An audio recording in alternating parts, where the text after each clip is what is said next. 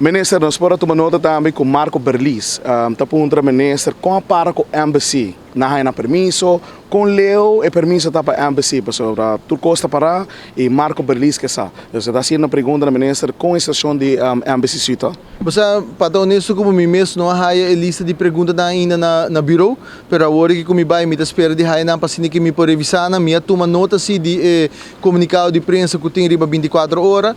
se man passar companhia of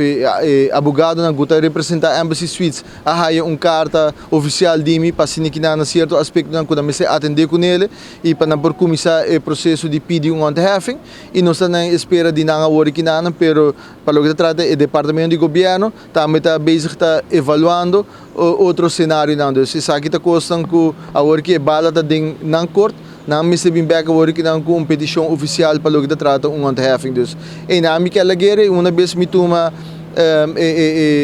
contexto de toda pergunta na mesa com a bindi for parlamentário Berlis, me lo contestei e lo zor para a prensa também há todo contexto não. Se me como de bom minister, lo que a sociedade, o minister atrese outro nos visa solução na mesa para a embassy, para prometer que não handhafing? Nós dialogar com não e para dar uma opção não e tá bala tá dentro corta hora que não para aqui com nanta desejar e também que o departamento de governo nanta opinar, pero nós está evaluando turcos para sobre algo interministerial, não tá todo departamento tá restaurar o de ministério para se que não chega numa solução em curto tempo. Seria significar que a solução que vem dilante na mesa não é bicho que tem dilante que não está brincando bem. Não, mas bisa que nós estamos evaluando todo o cenário não, dus agora que não está guarda para vir back na mesa para escutar de não que tem opção que na mesa deseja.